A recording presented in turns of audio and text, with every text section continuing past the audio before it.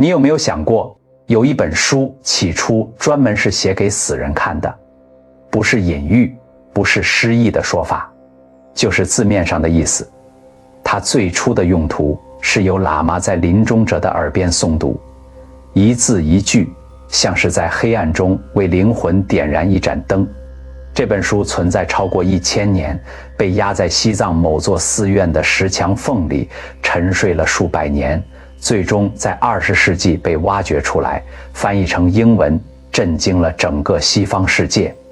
荣格看了它，久久无法言语。海德格尔读了它，重新审视了自己的死亡哲学。无数在生死关口徘徊的人读了它之后，忽然明白了他们这一生到底在怕什么。这本书叫做《西藏生死书》，藏名巴多托尔，意为中阴文即解脱。而他最狠的一句话，不是什么惊天动地的教义，不是复杂难懂的术语，它只有一个意思，简单到让你窒息。死亡从来不是你以为的那回事。这句话到底狠在哪里？它为什么能让无数在痛苦中挣扎的人重新找回活着的力量？它又如何破除了我们这一生最深的恐惧，让被死亡阴影笼罩的人看见了另一种存在的可能？在我们正式进入这个答案之前，我想先引用《西藏生死书》里面的一段话，这是整本书最核心的教示之一，也是今天一切的起点。认识你自心的本性，就是认识佛性。自心本性光明清净，无生无灭，从无始以来即是如此。死亡不过是这光明短暂回望自身的瞬间。你先把这几个字放在心里，不用急着理解它。西藏生死书诞生于8世纪，相传由藏传佛教大师莲花生大士所著，随后被他的弟子以伏藏的方式，也就是藏宝的方式埋入地底，等待有缘人在数百年后重新发现。这不只是一种神秘的做法，背后有深刻的用意。这些教法只属于准备好的灵魂，太早挖出来，会没有人能承受它的分量。一直到14世纪，伏藏师噶玛林巴才将它重新带入世间。而20世纪，它被翻译成英文之后，在心理学、哲学、临终关怀领域掀起了巨大的浪潮。因为这本书告诉我们的不只是死后会发生什么，它更在告诉我们活着的人为什么活得那么沉重。今天我们要走进这本书最深的核心，透过一个真实发生在西藏山谷里的故事，一步步揭开那句最狠的话背后的秘密。在你继续往下听之前，我想请你在评论区打下一句话：愿一切众生离苦得乐，平安自在。这不只是一句祝福，当你真正说出口的时候，有些东西会在你心里悄悄松开。那是在西藏东部一座叫做岗日的小村庄，三面环山，常年笼罩在云雾里。当地人说那里是活人与死人共居的地方，不是鬼话，而是因为那里有一座年代极古老的寺院，院里住着一位被全村人奉为精神支柱的老仁波切。仁波切已经83岁了，但没有人说得清他到底多大，因为他的眼睛里有一种东西，让人觉得他同时活在好几个时代。他的脸上刻满了皱纹，像高原上被风雕刻了1000年的石壁，却总是带着一种莫名的轻盈，像是随时可以飘起来。那一年秋天，3个人先后来到了这座寺院，每一个人都带着沉甸甸的问题。第一个来的是一个名叫扎西的商人，40多岁，从拉萨骑马来的，马背上驮着礼物，但他的眼睛里没有商人该有的算计，只有一种说不清楚的惶惑。他进了院子，跪在仁波切面前，还没开口，泪就先下来了。他说他最近总是做同一个梦，梦里他坐在一张桌子前，对面什么都没有，但他清楚地知道那个什么都没有的地方坐着他自己死去的样子。他每天从那个梦里惊醒，然后整个白天都处在一种无法言说的恐慌里，做什么都提不起劲，赚再多钱也觉得没有意义，因为他不断地在问自己，如果有一天我死了，这一切又算什么？仁波切听完没有立刻回答他，只是叫人端了一碗茶过来，平静地说，你先喝茶。扎西有点错愕，但还是端起来喝了。仁波切问，茶是什么味道？苦的，有点涩，但后来有甜意。你注意到那个甜意是怎么出现的吗？仁波切问。扎西摇了摇头，它没有出现，它一直在那里，只是你太在意苦味，没有尝到它。仁波切顿了一下，你对死亡的恐惧就是这样，它遮住了你一直就有的东西。扎西听了更加迷茫，却隐约感觉有什么东西被触动了。第二个到来的是一个年轻的母亲，名叫德钦，28岁，刚刚失去了她3岁的孩子。孩子是发高烧走的，走得很突然，前一天晚上还在笑，隔天早上就没了气息。德钦把孩子的衣服叠得整整齐齐，带到寺院里，想请仁波切帮他做法事，但他真正想问的问题埋在更深的地方。他问仁波切，我的孩子现在在哪里？他会不会一个人在黑暗里很害怕很孤单？这个问题不是一个母亲在问宗教，而是一颗心在问另一颗心。仁波切沉默了很久，然后他说了一句让德钦当场愣住的话，你的孩子不在黑暗里，因为他从来不曾真正离开过光明，但你才是那个现在活在黑暗里的人。德钦脸色一变，泪水瞬间涌上来，但不是伤心，而是一种被人看穿的震颤。仁波切没有停，他继续说，你在怕什么？你在怕孩子消失了，但消失意味着什么？意味着有一个东西真实的存在过，然后不见了。而生死书告诉我们的是，从来没有任何一个东西真正消失过。你的孩子没有消失，它只是变换了形态，就像水蒸发了，变成了云，变成了雨，但水本身从来都在。德钦低着头，久久不说话。第三个来的是一个老人，名叫洛追，76岁，是村里的老木匠，一辈子没有离开过那座山谷。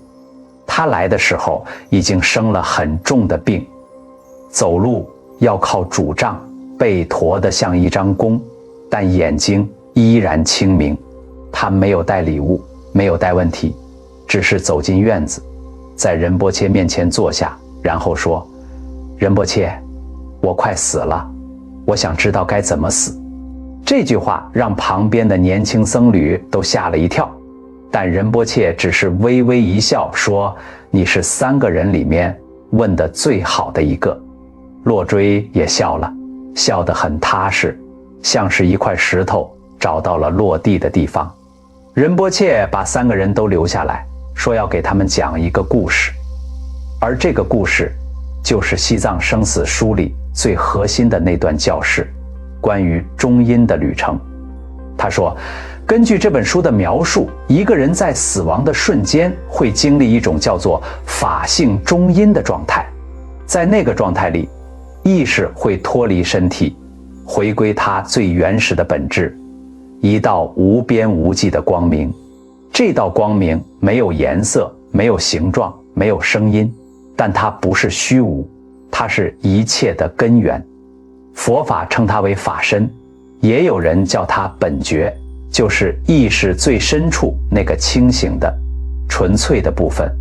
问题在于，大多数人在死亡那一刻看见这道光明的时候，会被它的巨大和陌生吓到，然后下意识地逃开。不是因为那道光明是可怕的，恰恰相反，它是最美最温柔的东西。但我们这一辈子活在各种恐惧、执念、身份认同里太久了，我们早就不认识自己真正的样子了。所以当我们在死亡那一刻突然赤裸裸地面对自己的真实本性，我们的第一反应是抗拒，是逃跑，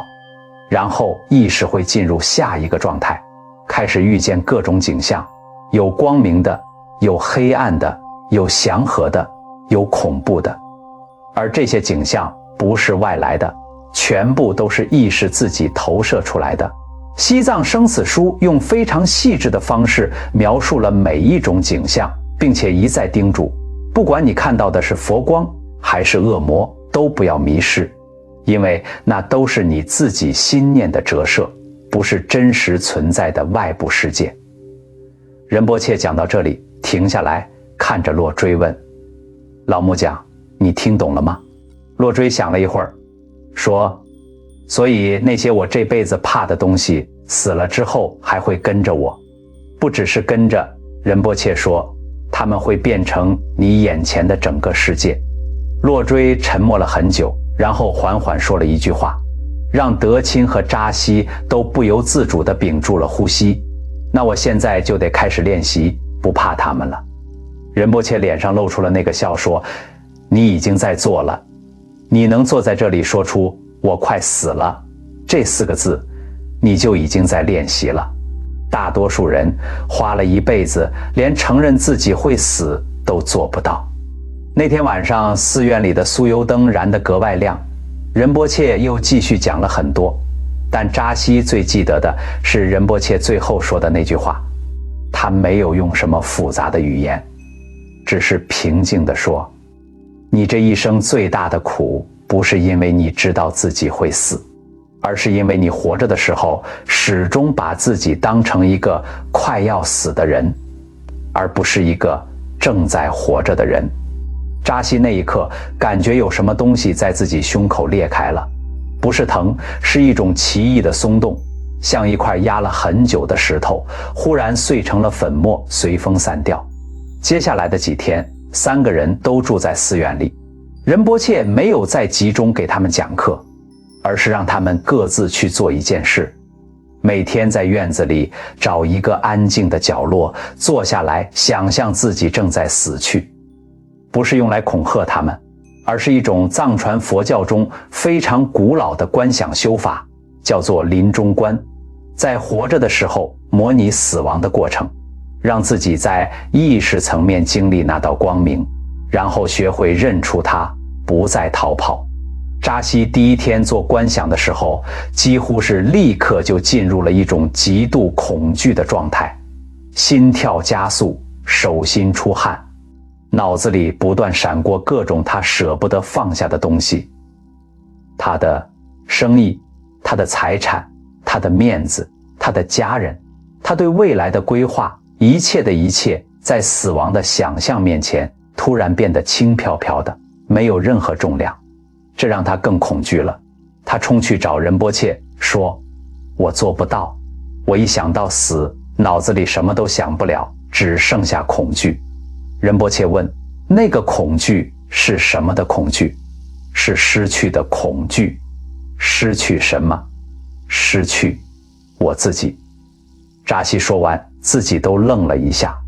对，仁波切说，你怕失去的那个我自己，是你花了40年时间建构出来的那个人，那个有名字、有财产、有关系、有故事的人。但西藏生死书问的是，在那一切都没有之前，你是谁？德钦这几天也在做同样的功课，但他的方式不太一样。他会带着孩子的小衣服，坐在院子的角落里，闭上眼睛，试着想象孩子的意识现在在哪里。起初他的脑子里一片混乱，全是哭声和后悔，但渐渐的，随着观想的深入，他开始感觉到一种奇异的宁静，像是从一个非常遥远的地方传来的安慰。没有语言，但是清晰，你的孩子没有消失。他没有办法解释那种感觉是真实的还是他的想象，但他第一次感受到了某种比悲伤更深的东西。在那悲伤的底部默默承托着他。洛追是3个人里面做得最自然的，因为他本来就不怕死。他每天早上坐在院子里，像是在跟一个老朋友叙旧，从容地让年轻的僧侣们都忍不住偷偷观察他。有一天，一个年轻僧侣忍不住问他：老伯，你不怕吗？洛追想了一下，说了一句话，后来被那个年轻僧侣记了一辈子：我以前怕了70年，但现在想想，我怕的那个死根本从来没有来过。每天早上醒来，我都以为今天可能是最后一天，但它还是来了，新的一天。结果我发现，我这70年是活在一个假想的死亡里，而不是活在真实的生命里。就在3人住在寺院的第7天，洛追在夜里安静地离开了，没有挣扎，没有呻吟。清早，年轻僧侣去敲他的门，发现他已经以坐姿端坐着，像是还在打坐，只是呼吸停了。他的脸上有一种寻常人死去时不会有的表情，那是一种彻底放下的轻盈的安然。仁波切来看他，沉默了很久，然后转身对扎西和德钦说：他认出了那道光。这句话让2个人都无声地哭了，不是因为悲伤，而是因为那道光在那一刻忽然也照进了他们的内心，让他们隐隐感受到那东西从来就在，他们只是一直没有认出来。这就是西藏生死书最狠的那句话真正开始发生作用的时刻，不是在死亡那一刻，而是在活着的此刻。当你第一次真正正视那道光，不再逃跑的时候，那么这本书里到底那句话是最狠的。我先不直接说答案，因为如果我现在告诉你那句话，你可能会点个头说得好，然后继续过你原来的日子。这句话不是用来点头的，它是用来渗进去的，要进入你身体的某个深处才会开始发挥作用。所以我们需要先把土壤松一松。西藏生死书的核心是关于中阴的教法。中阴藏文是巴多，意思是两者之间的状态。书中描述了6种中阴，但最核心的有3种。生处中阴就是我们正在经历的这个生命，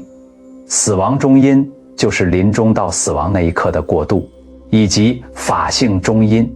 就是死亡之后意识回归本性的那个状态。我们大多数人觉得中阴只跟死人有关，跟活着的我们没什么关系，但这恰恰是西藏生死书最想纠正的一个根本误解。这本书真正在说的是，你现在活着的这个状态本身就是一种中阴。你现在的意识正处于出生和死亡之间的那个过渡状态。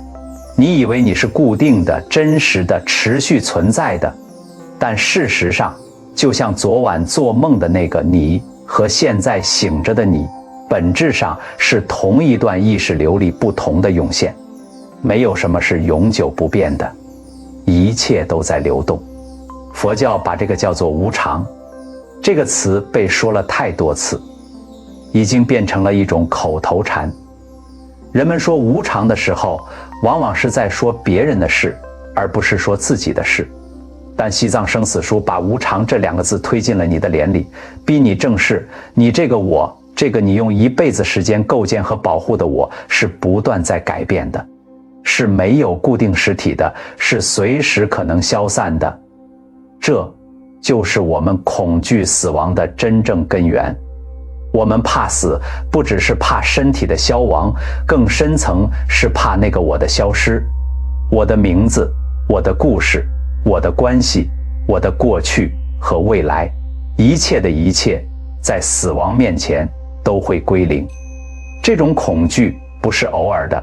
它是一种低鸣的背景音，在我们生命的每一天里悄悄播放，影响着我们每一个选择，每一次愤怒，每一种执念。西藏生死书的伟大之处在于，它不是说不要怕死，而是直接问你，你所恐惧消失的那个我，它真的存在过吗？佛教用无我来回答这个问题，不是说你不存在，而是说你存在的方式不是你以为的那种方式。你以为你是一个独立的固定的实体，但其实你更像一个过程，一条河，而不是一块石头。河流每一秒都在改变，但我们仍然叫它那条河，因为它有一种持续流动的特质，一种贯穿始终的意识流。金刚经里有一句话，凡所有相皆是虚妄，若见诸相非相，即见如来。意思是你以眼见到的一切有形象的东西都不是它最终的样子。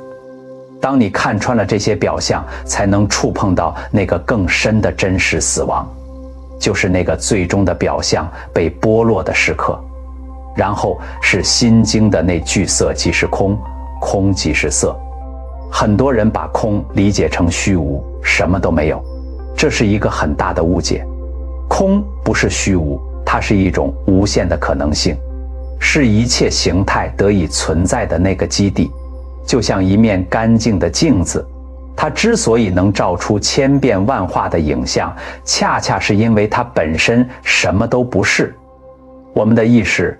在死亡那一刻回归的那个状态，就是那面镜子本身清净、开阔，没有边界。西藏生死书告诉我们，所有的痛苦都源于我们忘记了自己是那面镜子，而误以为自己是镜子里的某一个影像。我们把某一个影像、某一个时间点、某一个身份、某一种感受当成了我，然后拼命抓住它，不让它改变，不让它消失。而死亡，那个我们最恐惧的是，他做的事情只是把那面镜子上贴着的标签撕掉，让它重新成为镜子而已。所以那句最狠的话是什么？西藏生死书里有一段话，莲花生大士说，认识你自己的本性，此刻此地即是解脱。狠就狠在这里，解脱不在死后，不在彼岸，不在某个神圣的时刻，就在此刻，就在这里，就在你现在坐着听这段话的这个瞬间。所有你以为要等到死了之后才能得到答案的问题，此刻就可以开始解答。这句话之所以让无数人重获新生，是因为它把人从一种致命的推迟里解救出来。那种推迟叫做等我死了再说。死亡变成了一个终极的答案，但在等待那个答案的过程里，我们活生生的把自己的每一个当下都变成了牺牲品。而这句话说的是，你不用等，你现在就可以开始认识那道光，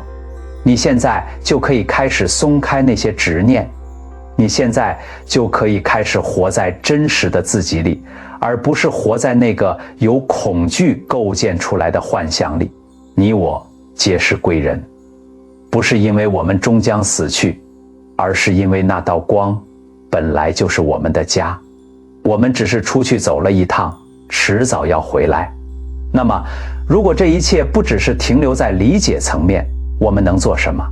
如何把西藏生死书里的智慧真实地带进我们每天的生活里？第一个方法是藏传佛教中有记载的一种观想练习，我称它为5分钟临终观。每天找一个安静的地方，可以是睡前，也可以是清晨，坐下来，闭上眼睛，让自己做一件事，想象你今天是你这辈子最后一天，不是用来制造恐惧，而是用来做一个清单。你在这最后一天，你最想做的是什么？你最想说的是什么？你最想放下的是什么？很多人第一次做这个练习，会发现一个惊人的事实，他们发现自己最想做的那些事，其实现在就可以做，只是一直被之后再说给推迟了。而他们最想放下的那些东西，其实早就知道该放下，只是一直在等一个合适的理由。死亡就是那个最终的理由。但西藏生死书在问你，你为什么要等到那一步？做这个观想的时候，有一个重要的细节，就是不要停留在情绪里太久。当你感受到悲伤、恐惧、不舍，不要去压制它，但也不要跟着它跑，只是静静地看着它，像站在河岸边看水流过去，知道它在，但你不是它。这个看着的能力，在佛教里叫做正念。而西藏生死书告诉我们，临终的那一刻，你能不能认出那道光，很大程度上取决于你在活着的时候，有没有练习过这种看着而不迷失的能力。第二个方法是呼吸觉察，追踪意识的起点。这个方法很简单，简单到你可能会觉得就这样，找一个时刻，可以是现在，把你的注意力完全放在一件事上，你的呼吸，不是控制它，不是调整它，只是跟着它，吸气，呼气，吸气，呼气。然后当你的注意力稳定下来之后，问自己一个问题，谁在看这个呼吸？这个谁，不是你的名字，不是你的故事，不是你的身份，它是那个最底层的纯粹的觉知。西藏生死书里说的那道光，就是这个觉知在最纯粹状态下的样子。你现在就能碰到它，哪怕只是1秒钟，它也足以改变你对自己的认识。做这个练习的时候，最常见的误区是，一有杂念就觉得我失败了，我没有做好。这是一个很重要的错误认知，需要调整。杂念不是障碍，觉察到杂念的那个觉知，才是我们真正在练习的东西。每一次你意识到自己分心了，那个意识本身就是在练习认出那道光。第三个方法是在日常生活中实践一个叫做松开一次的小仪式。每天找一件你今天感到执着的事，可能是一段对话里别人说的某句话让你耿耿于怀，可能是工作上的一件事让你焦虑，可能是某个人的某个举动让你生气，然后对着那件事儿在心里轻轻说一句，我知道你在，我不跟你走。这不是压抑情绪，不是假装没事儿，而是练习一种不被带着跑的能力。西藏生死书描述，在中阴状态里，意识会被各种景象吸引，被他们带走，就会迷失在轮回的路上。而在日常生活里，每一次我们被一个情绪、一个念头、一个执念带走，本质上就是一次小型的迷失。你每天练习松开一次，不是要你变成没有情感的人，而是要你慢慢找到一个位置，在那里你可以感受一切，但不被任何东西定义。需要特别留意的是，这些方法都不是让你逃避生活的工具。西藏生死书里有一个非常明确的提醒，修行不是为了让你变得冷漠，不是为了让你看破之后就什么都不在乎了。恰恰相反，当你不再那么恐惧死亡，不再那么执着于我的存在，你反而会对生命里的每一件事更加珍惜，更加投入，因为你知道每一个当下都是不可复制的。如果你在做这些练习的过程里，发现自己用它来回避责任，回避关系，回避现实中需要面对的困境，那就是走偏了。真正的佛法智慧是让你更勇敢地活在这个世界里，而不是从这个世界里逃开。我们今天讲了这么远，现在终于可以把那句话的全貌说清楚了。西藏生死书最狠的那句话，它的狠不是因为他说了什么恐怖的真相，而是因为他说了一个我们深深抗拒承认的事实：你这一辈子所有的痛、苦，你所有的恐惧，你所有无法放下的执念，它们不是因为外部世界给你的，而是因为你把自己关在了一个幻象里，一个叫做我怕失去我自己的幻象里。而那道光一直就在那幻象的背后，从来没有离开过。落锥老木匠最后那个安详的面容，不是因为他不在乎生命，而是因为他认出了那道光。德钦母亲在悲伤的底部碰到的那种承托，也是那道光。扎西胸口那块松开的石头，同样是那道光开始照进来的时刻。你我皆是归人。这句话不是悲观的，不是在说我们终将死去，所以一切无意义，它是最深刻的一种安慰。无论这一生你经历了什么，走过了多远，受过了多少苦，迷失过多少次，那道光永远在那里等你回来，不会嫌弃你来晚了，也不会因为你曾经逃开而关上门。